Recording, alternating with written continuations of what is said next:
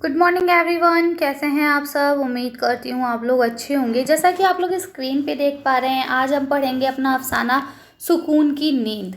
ठीक है, तो ये किसने लिखा है? ये इकबाल मजीद साहब का अफसाना है सुकून की नींद। ठीक है, तो जैसे कि हम लोग सारी चीज़ें पढ़ते हैं, जैसा हमारा पैटर्न रहता है कि भाई इसको पढ़ने से पहले हम ये जानेंगे कि इकबाल मजीद साहब कौन थे, है ना, और उसके बाद फिर अपना अफसाना पढ़ेंगे और उसके बाद क्वेश्चन आंसर्स को देख के वीडियो फिनिश करेंगे। तो सेम हमारा यही पैटर्न रहने वाला है। और बच्चों सॉरी, मैं आप लोग से कही थी कि मैं रेगुलर बेसिस पे भेजूंगी। इंशाल्लाह अब मैं चाहे दिन में 2 वीडियो भेजूँ, आपके एग्ज़ाम तक आपका सिलेबस पूरा कंप्लीट करा दूँगी। कुछ हेल्थ इशू था, कुछ टेक्निकल इशू था, तो बहुत सारे मतलब प्रॉब्लम्स थे इकट्ठा, जिसकी वजह से मैं नहीं बना पाई। लेकिन अब इंशाल्लाह मैं रेगुलर बेसिस पे आपको दूंगी। ठीक है, तो आप लोग का काम बस पहले की तरह रहेगा कि आप अच्छे से पढ़िए और वीडियो को अपने फ्रेंड्स के साथ शेयर कीजिए। ठीक है, तो चलिए शुरू करते हैं।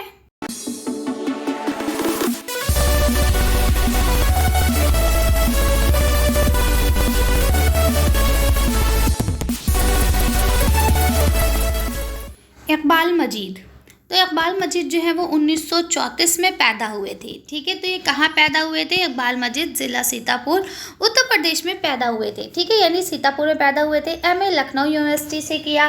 तालीम से फारिग होने के बाद बाद कुछ अरसे तक स्कूल में पढ़ाते रहे। यानी कि क्या होता रहा कि मतलब अपनी तालीम तो पूरी कर ली थी, अपनी पढ़ाई तो पूरी कर ली थी, अब क्या किया इन्होंने, स्कूल में पढ़ाना शुरू कर दिया, है ना, टीचर बन गए। इसके बाद ऑल इंडिया रेडियो से वाबस्ता हो गए। मुलाजमत के दौरान उन्हें कई शहरों में रहना पड़ा। ठीक है, ऑल इंडिया रेडियो में भी काम किया उन्होंने, उसके बाद कई शहरों में भी उन्हें रहना पड़ा। अच्छा, आपको पता है पहले ज़माने में टीवी और ये सब चीज़ें तो नहीं होती थी, तो पहले लोग किस में मुलाजमत करते थे? रेडियो में करते थे, है ना। तो जो अच्छा बोल लेता था, जिसकी उर्दू अच्छी होती थी, उसको रेडियो में काम मिलता था। राइट, आगे चलते हैं। तो उन्हें कई शहरों में भी रहना पड़ा था मुलाजमत के लिए, मतलब नौकरी के लिए, जॉब के लिए। ठीक है, यहाँ देखिए लिखा हुआ है आगे, मौलौदा की पुरफ़िज़ा ज़मीन भोपाल उनकी मुलाजमत का आखिरी पड़ाव रहा। यानी कि वो सब जगह घूमे फिरे, लेकिन सबसे आखिर में वो कहाँ आके बस गए थे? भोपाल में बस गए थे। ठीक है, जहाँ वो असिस्टेंट स्टेशन डायरेक्टर के ओहदे से सबकदोश हुए थे। यानी कि अब असिस्टेंट स्टेशन डायरेक्टर रहे थे वो, और उसके बाद वहीं से वो क्या हो गए थे? सबकदोश हो गए थे, रिटायर हो गए थे। बिलाखिर भोपाल में ही उन्होंने क्या करा? मुस्तकिल सुकूनत इख्तियार कर ली। यानी कि फिर वो वहीं रहने लगे, फिर उन्होंने कहीं से मतलब वहाँ से कहीं जाने की नहीं सोची। आगे लिखते हैं। इकबाल मजीद अहद जदीद के एक नामवर अफसाना निगार हैं। उन्होंने कई आला दर्जे के ड्रामे भी लिखे हैं।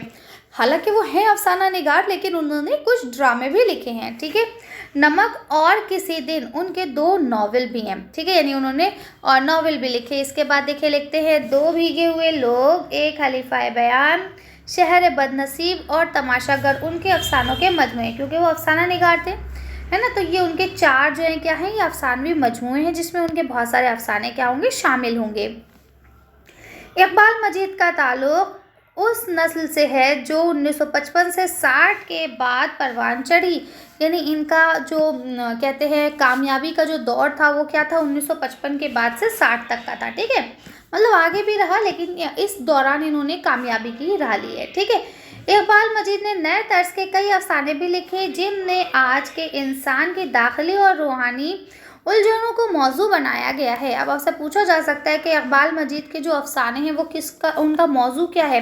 तो आपको पता होना चाहिए कि इंसान की दाखिली ज़िंदगी और रूहानी जो उलझने हैं उनको मिला के उन्होंने बनाया। नहीं, इंसान की अपनी रियल लाइफ में क्या चल रहा है वो भी, और जो उसका मेंटल लाइफ है ना, मतलब वो दिमाग में क्या सोच रहा है, क्या उसे चाहिए, है ना, वो सारी चीज़ें उन्होंने मिला के उसमें बनाया है। ठीक है, आगे आ जाइए। देखिए लिखा है, अफसानवी तकनीक में भी उन्होंने बाज़ अहम तजुर्बे किए हैं, ताहम कहानी में कहानीपन के उनसुर को उन्होंने बरकरार रखा। यानी कि कहानी बोरिंग ना हो, है ना। अगर कहानी है तो उसमें कहानीपन रहे, यानी मज़ा ये सारी चीज़ें आनी चाहिए। ठीक है, इस चीज़ को उन्होंने क्या करा है? बरकरार रखा है। ठीक है, इकबाल मजीद ने अपने अफसानों, ड्रामों और नावलों में सियासी और समाजी शऊर के साथ साथ नफ्सियाती बसीरत से भी बखूबी काम लिया है। ठीक है, तो कहते हैं कि सिर्फ वो समाजी या सियासी नफ्स की बात नहीं करते, यानी सिर्फ समाज या सियासत की बात नहीं करते हैं, बल्कि इंसान की नफ्सियात की भी बात करते हैं ना, साइकोलॉजी की भी बात करते हैं। लिखते हैं, जदीद उर्दू अफ़साने की तारीख़ में इकबाल मजीद का नाम एक नुमाया मुकाम रखता है। यानी अगर हम लोग जदीद अफ़साने की बात करते हैं तो उसमें इकबाल मजीद का नाम जो है वो क्या है, बहुत अहमियत के हामिल है। अब देखिए यहाँ पे हमारा अफ़साना शुरू हो जाता है, सुकून की नींद। अब आप सोचेंगे मैम आपने अफ़साने के बारे में नहीं पढ़ाया। तो देखिए बेटा, जब हमने अफ़साना टॉपिक शुरू किया था, है ना, तो जब हमने सबसे पहला अफ़साना पढ़ाया था तो उसमें हमने अफ़साने के बारे में आपको बताया था कि अफ़साना क्या होता है। ठीक है, अभी तक हम लोग ने देखिए, अगर आप देखें तो हम लोग ने गालिब के खतूत तो आ नहीं रहे, इसलिए उन्हें तो पढ़ा नहीं है। ठीक, इसके बाद एहतिशाम हुसैन का तनक़ीदी मज़मून पढ़ा था हम लोग ने, खूजी एक मुताले वाला। तो उसमें मैंने आपको बताया था कि तनक़ीदी मज़मून किसे कहते हैं। इसके बाद उमराव जान अदा जो था वो आपका नहीं आ रहा था, आपका लम्ही अफ़साना आ रहा था जो बलवंत सिंह ने लिखा था। तो हमने उसमें ही मुख्तसर अफ़साना आपको बताया था कि मुख्तसर अफ़साना किसे कहते हैं। इसके बाद हम लोग ने क़ुर्रतुल ऐन हैदर का फ़ोटोग्राफ़र पढ़ा था। ठीक है, और आज हम लोग पढ़ रहे हैं सुकून की नींद। इसके बीच में एक अफ़साना था बज्जू का, वो आपका नहीं आ रहा है, सुरेंद्र प्रकाश का। ठीक है, तो सुकून की नींद पढ़ेंगे। और इसके बाद हमें जो शफ़ी जावेद का आपका मोर वो अफ़साना है ना, वो भी नहीं आ रहा है आपका। ठीक है, तो हम वो भी नहीं पढ़ेंगे। इसके बाद सीधा हम आ जाएंगे यादें पे, जो आपकी यादें हैं सज्जाद ज़हीर के, रोशनाई नाम है उनका। ठीक है, तो हम अब नेक्स्ट वीडियो जो है वो इसी पे ही बनाएंगे, रोशनाई पे। ठीक है, तो चलिए हम आज की जो टॉपिक है इसको ही पढ़ लेते हैं फटाफट से। तो देखिए, सुकून की नींद में पहला आपका मुश्किल अल्फाज व मायने हैं। देखिए, मैंने यहाँ पे आपको इसलिए बता दिया बेटा ताकि आपको ना हाथ के हाथ सिलेबस भी क्लियर होना चाहिए। वैसे तो सिलेबस की वीडियो अलग से बना दी गई है, अगर आप लोगों ने नहीं देखी है तो आप लोग देख लीजिएगा। ठीक है, अब देखिए यहाँ क्या लिखा है, बासी। बासी मतलब ये हिंदी का वर्ड है ना, कि हम भारतवासी हैं। ठीक है, भारतवासी यानी भारत में रहने वाले, है ना, बाशिंदे, रहने वाले लोग। ठीक है, वाफर, वाफर मतलब बहुत ज़्यादा। ठीक है, आगे देखिए क्या लिखा हुआ है, साइंटिस्ट यानी साइंसदान, जो साइंटिस्ट होते हैं ना, साइंस में काम करते हैं वो लोग। ठीक है, टेक्नोक्रेट, टेक्नोक्रेट किसे कहते हैं, तकनीक का माहिर यानी इंजीनियर। ठीक है, तसद्दुक, तसद्दुक कहते हैं सच होने की ताकीद करना, यानी सबूत देना कि हाँ भाई ये बात सच है, तसद्दुक। ठीक है, तस्दीक करना किसी चीज़ की। इंकिशाफ, इंकिशाफ होना मतलब होता है ज़ाहिर होना ना, शब बेदारी यानी रातों को जगना। ठीक है, कुछ लोग होते हैं ना जो रात में जगते हैं, उसे कहते हैं शब बेदारी। अब देखिए यहाँ लिखा है, तौहीन आमेज़ यानी ज़िल्लत से भरा हुआ, नादरा यानी कि मुफलिस, गायब, इसके सॉरी गरीब।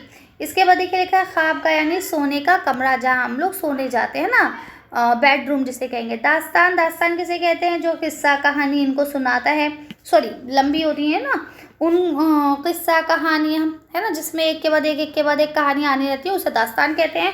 दास्तान गो कहते हैं जो उन कहानियों को जो सुनाता है। ठीक है, वसीयत, वसीयत का मतलब क्या लिखा है, देखिए, सफ़र के लिए रवाना होने से पहले या मरने से पहले अपने पासमानगान जो हमारे आसपास रहते हैं उनको दी जाने वाली हिदायत या नसीहत। ठीक है, ये जो आखिरी बात जो भी देते हैं वो वसीयत कहलाती है। देखिए यह लिखा है, अजूबा, अजूबा मतलब क्या होता है, हैरत में डालने वाली चीज़, कोई अनोखी चीज़। ठीक है, यहाँ देखिए क्या लिखा हुआ है, सेमिनार यानी किसी इल्मी या अदबी मौजू पर जब बहुत देर तक बहस होती रहती है, बातचीत होती रहती है, उसे सेमिनार कहते हैं। फिर देखिए यहाँ लिखा हुआ है, तहकीक, तहकीक मतलब होता है तलाश या जुस्तजू में रहना, छानबीन में रहना। ठीक है, अर्क़ रज़ी, अर्क़ रज़ी मतलब होता है मेहनत और मुशक्क़त करने वाला, है ना, यानी किसी काम को बहुत लगन के साथ करने वाला। अब आपको पता है कि हम लोग अफ़साने का खुलासा पढ़ते हैं ताकि हमारा टाइम भी बच सके और हमारा चैप्टर भी हमें क्लियर हो जाए। ठीक है, तो देखिए यहाँ लिखा हुआ है अफ़साने के खुलासे में, इकबाल मजीद का अफ़साना सुकून की नींद आज के इंसान का अलमिया है जो दौलत के पीछे अंधावार भागे जा रहा है। ठीक है, अंधाधुन हम लोग क्या कर रहे हैं, दौलत के पीछे भागे जा रहे हैं, अपनी सेहत, अपनी फैमिली, इन सबको हम टाइम नहीं दे रहे हैं, है ना, सिर्फ हमें क्या चाहिए, दौलत, दौलत, दौलत। ठीक है, तो कहते हैं ये उसी का ही क्या है, अलमिया है। ठीक है, जो क्या कर रहा है, अंधाधुन दौलत के पीछे भागे जा रहा है। दौलत पाने के लिए वो अपना सुकून, सेहत, इखलाक, खुलूस और आम इंसानी हमदर्दी से दूर होता जा रहा है। बिल्कुल ठीक बात है ना, हमने अपनी ज़िंदगी का सुकून खो दिया है। क्यों, हम 2 मिनट कहीं सुकून से नहीं बैठ सकते कि भाई हमें जाके ये काम करना है, अरे ये काम फंसा हुआ है, अरे ये हो रहा है ना। तो क्या है कि भाई हम इतना ज़्यादा मसरूफ़ हो गए। पहले भी तो लोग जीते थे, है ना, उनको इतना ज़्यादा ज़रूरत नहीं थी। आज हमें क्या चाहिए, गाड़ी, एसी, बंगला सब होना चाहिए हमारे पास, है ना।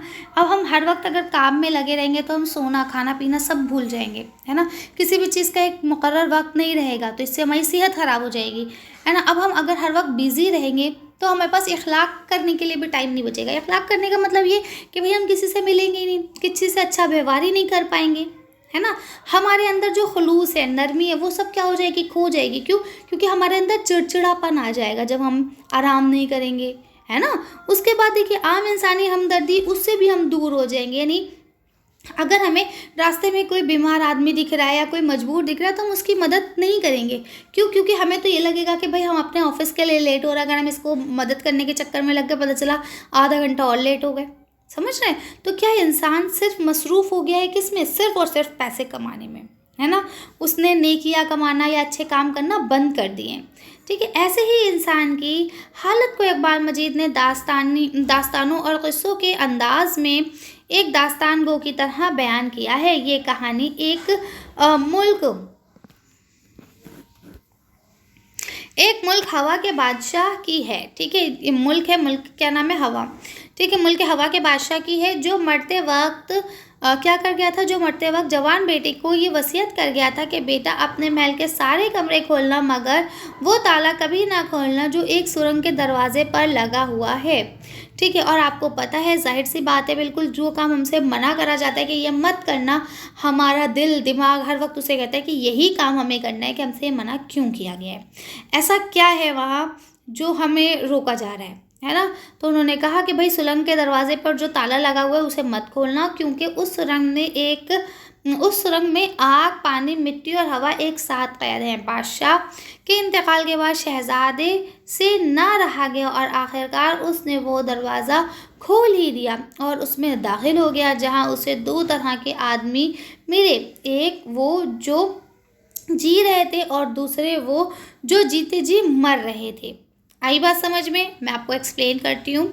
एक बादशाह था, जब वो मरा तो उसने क्या काम करा, उसने अपने बेटे से कहा, बेटा तुम्हें ये पूरा महल जायदाद सब मैं तुम्हें दे रहा हूँ, ठीक है, जहाँ दिल चाहे तुम आना जाना, जो जी में आए करना, बस एक वो हमारे घर में सुरंग है, ठीक है, उस सुरंग के दरवाजे पर एक ताला लगा हुआ है, उस सुरंग को मत खोलना, क्योंकि उसमें आग, पानी, हवा और मिट्टी चारों चीज़ें एक साथ रहती हैं।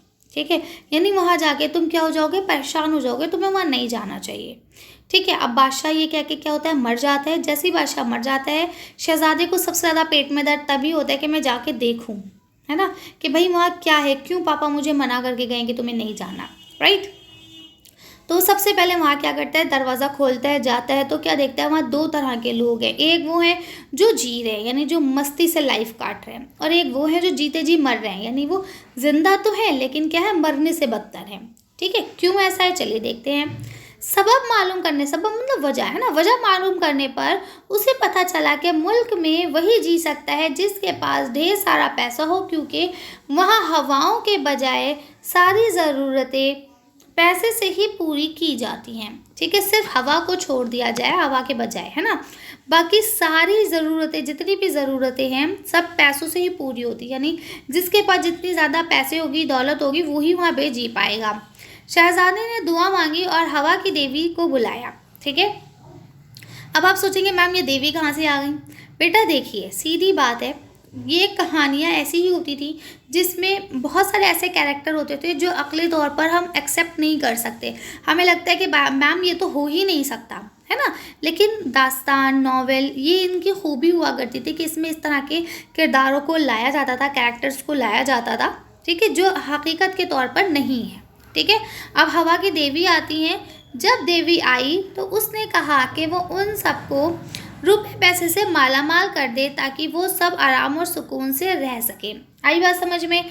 अब बादशाह शहजादे से नहीं देखा गया कि भाई लोग इतनी तकलीफ़ में हैं, तो उसने क्या कहा, उसने हवा की देवी से कहा कि ए देवी, आप एक काम कीजिए, ऐसा कुछ कर दीजिए कि इन सबके पास ना बहुत सारे पैसे आ जाएं। ठीक है, देवी ने शहजादे की बात मानकर ऐसा ही किया। फिर क्या था, दूसरे दिन से उस मिल्क के लोग जब सोकर उठते थे तो उनके तकिए के नीचे 2 लाख रुपए रखे होते थे।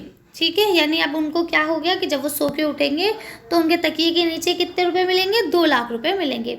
हर एक आदमी मालदार बन गया।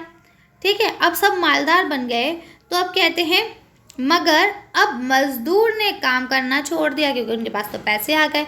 कारखाने बंद होने लगे तो सामान दूसरे मुल्कों से आने लगा। मुल्क के लोग बेकार हो गए।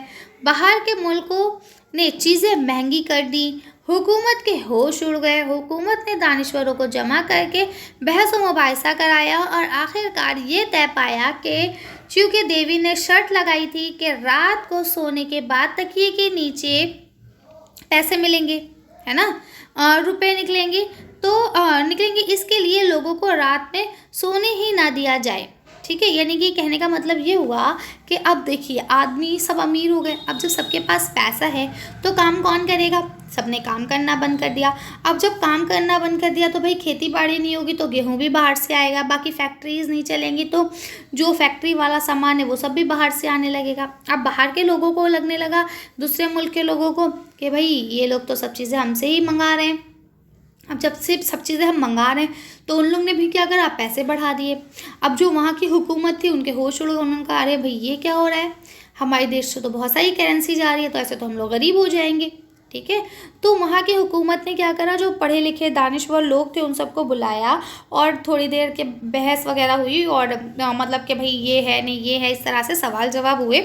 तो आखिर में सबको ये कहते ना कंक्लूजन निकाला सबने मिलके कि भाई देखो देवी ने ये कहा था कि जो लोग रात में सोएंगे तो उनको क्या मिलेंगे, तकिए के नीचे पैसे मिलेंगे। अगर हम लोगों को सोने ही ना दें तो पैसे मिलेंगे ही नहीं। ठीक है, तो उसने मना कर दिया कि हम लोग क्या है, सोने नहीं देंगे। ठीक, आगे चलते हैं। हुकूमत ने मुल्क के साइंसदानों से ऐसी दवा इजाद करने को कहा जो लोगों की रातों की नींद छीन ले, और साइंसदानों ने ऐसी दवा इजाद कर ली। अब देखिए, अगर मैं आपसे कहूँगी रात में सोना नहीं है, ठीक है, तो हो सकता है आप ना सोएं, लेकिन जब आपको पता है कि रात में सोने पर हमें 2 लाख रुपए मिलने वाले और फिर आपको कोई मना करे कि मत सोना, तो आप थोड़ी ना मानोगे, आप कहोगे नहीं अब तो हम सोएंगे भाई, अगर हम नहीं सोएंगे तो हमें 2 लाख रुपए नहीं मिलेंगे, है ना। तो अब साइंसदानों ने क्या करा, उन्होंने सोचा कि भाई ऐसे किसी को मना करने से तो कोई मानने वाला है नहीं, तो हमें कुछ जुगाड़ करना पड़ेगा। इसके लिए उन्होंने एक ऐसी दवा इजाद की जो उन्हें सोने ना दे, है ना। जैसे आज के टाइम पे एक ऐसी दवा है ना, अगर किसी को नींद नहीं आती तो दवा खिला दो, स्लीपिंग पिल्स जिन्हें हम कहते हैं, तो उसे खा के इंसान सो जाता है। ठीक, तो अब उन्होंने ऐसी दवा इजाद की कि जो खाने पर इंसान को नींद नहीं आएगी। ठीक है, अब आगे देखिए क्या होता है।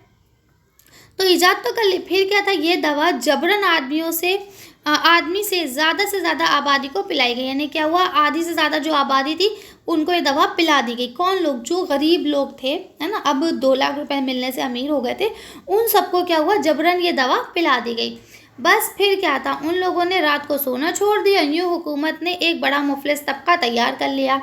अब क्या हुआ, जब उन्होंने सोना छोड़ दिया तो वो क्या हो गया, मुफलिस हो गए, गरीब हो गए, क्योंकि उन्हें 2 लाख रुपए मिल नहीं रहे थे। हुकूमत के लोग आराम से सोते थे और सुबह 2 लाख रुपए पा जाते थे। वो लोग खुश थे, जब चाहा दवा का इंजेक्शन लगाकर किसी को भी कंगाल बना सकते थे। ठीक है, यानी कि अब जब सोएंगे नहीं तो कंगाल बन जाएंगे, पैसे मिलेंगे नहीं उन्हें। और हुकूमत के लोग थे, उन्होंने अपने तो लगवाया नहीं था, इसलिए वो क्या होते गए, वो माला माल होते चले गए। लेकिन दवा ने अपना असर दिखाया कि मुल्क की आधी से ज़्यादा आबादी के खून में ये बात पैदा हो गई कि वो जिसको काट ले तो वो इंसान तड़पे बगैर ही ख़त्म हो जाएगा। यानी कि अब साइड इफ़ेक्ट भी तो होता है दवा का। अब इस दवा का साइड इफ़ेक्ट ये हुआ कि जो जिसकी इंजेक्शन लगा है, अगर वो किसी दूसरे आदमी को काट लेगा तो वो क्या होगा, वो आदमी बिना तड़पे ही मर जाएगा। ठीक है, अब क्या हो गया, अमीरों को खौफ की वजह से रातों को जगना पड़ने लगा कि भाई उन्हें लगने लगा कि भैया कहीं ऐसा ना हो हम रात में सोएं और ये लोग आके हमें काट लें, ठीक है, और हम मर जाएं। अंजाम हुआ कि बरसों के बाद जब शहज़ादा, अब देखिए ये सारी चीज़ें समझ में आ गई, कितना ज़्यादा मतलब उल्टा सीधा होने लगा कि पहले 100-2 लाख मिलेंगे तो उन्हें लगा कि भाई सबने काम करना छोड़ दिया, तो उन्होंने कहा एक काम ऐसा करते हैं कि जिसमें लोगों सोना छोड़ दें ताकि उन्हें 2 लाख ना मिले, तो वो लोग काम करने लगेंगे। अब ऐसा जब हुआ तो उनके खून में एक ऐसी बीमारी आ गई कि अगर वो किसी को काट लें तो वो इंसान मर जाए। इससे अब अमीर आदमी भी नहीं सो पाए तो सभी गरीब होते चले गए। तो कहते हैं अंजाम ये हुआ कि जब बरसों बाद शहज़ादा वापस उस मुल्क से गुजरा तो उसने देखा कि इस मुल्क के लोग खुदा से दुआएं मांग रहे हैं कि हमारा सब कुछ ले ले और इसके बदले हमें 2 पल सुकून की नींद दे दे। तो अब वो लोग क्या दुआ मांग रहे थे कि अल्लाह पाक हमसे सब कुछ छीन लो, लेकिन बस हमें क्या कर दो, 2 पल सुकून की नींद दे दो। तो इस मजमून से हमें क्या पता चलता है, इस मजमून से हमें ये पता चलता है कि दौलत की हौस ने इंसान को क्या कर दिया है, खुदगर्ज और लालची बना दिया है ना।